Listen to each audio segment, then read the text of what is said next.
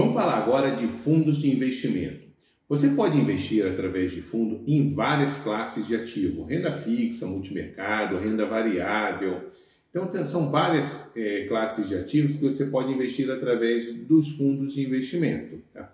Então, para investir em renda fixa, por exemplo, ele tem algumas categorias que você precisa observar. Por exemplo, você quer um fundo mais conservador na renda fixa, indexado ao CDI, ele tem o renda fixa DI. Esse fundo, ele é mais conservador, ele tem menor volatilidade, nós já vimos o conceito de volatilidade, né? Ele não oscila bastante, ele não oscila na sua rentabilidade, ele investe em ativos de renda fixa mais conservadores indexados ao CDI. Tá? Já a renda fixa CP, quer dizer, crédito privado, ela tem uma volatilidade maior, porque ela investe majoritariamente em fundos de crédito privado. Ela pode investir aí mais de 50%. Quando tem o CP, na renda fixa, e aí tem uma sigla CP, quer dizer, crédito privado, isso autoriza o fundo de investimento a investir mais de 50% em ativos de crédito privado. Porém, a maioria dos fundos, né, eu acho que quase todos os fundos, eles diversificam bastante.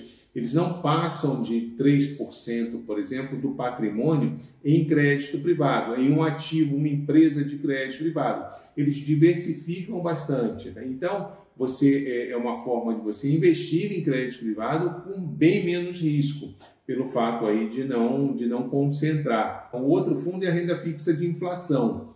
Ele investe aí em ativos com rentabilidade IPCA+, mas eles têm maior volatilidade. Tá? As debêntures incentivadas também são créditos privados, mas ele é um segmento que eles investem apenas em debêntures que sejam isentas de IR, que sejam incentivadas.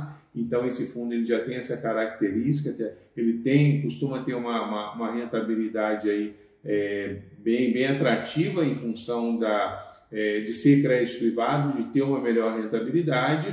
Tem maior risco, pode ter maior volatilidade, tá?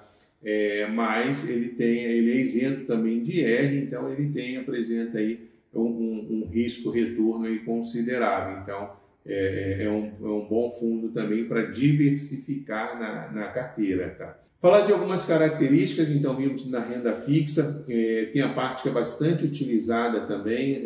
Na renda fixa não comentei, mas, por exemplo, um fundo de liquidez diária, um fundo com liquidez D0 também é bastante utilizado porque tem um operacional muito fácil para você fazer o resgate. Então é bastante utilizado aí esse fundo como de liquidez imediata. Tem um fundo multimercado. Fundo multimercado é que ele fica entre a renda fixa e entre a renda variável. Ele tem menor volatilidade que a renda variável e maior volatilidade que a renda fixa. Ele fica entre os dois. Ele pode investir em juros, câmbio e bolsa, mas não necessariamente ele é obrigado a investir, como na renda variável, por exemplo. O fundo de ações, ele necessariamente tem que investir pelo menos 67% na bolsa ou balcão organizado. Mas o fundo multimercado, ele pode estar na bolsa, ele pode estar 100% em juros. Se a bolsa estiver ruim, ele sai 100% da bolsa, pode investir inclusive no exterior. Então ele é o mais flexível de todos os fundos, é o fundo multimercado. Tem algumas categorias, né, de baixa, média e alta volatilidade. Então, comparado com o Ibovespa, ele tem bem menos volatilidade, né, do que uma ação, por exemplo, que o índice Ibovespa. A renda variável tem algumas categorias de fundo de renda variável, por exemplo, tem a categoria do fundo long only, chamado long only, que é um fundo somente de ações compradas, ou seja, o fundo vai lá, escolhe ações, monta a sua carteira, compra as ações e o gestor do fundo faz isso. Tem um fundo long base, que é uma categoria de fundo de renda variável, que ele tem uma parte do fundo que é comprada e uma outra ponta que é vendida. Né? Então, ele entra comprado nas ações e também vendido em outra ponta.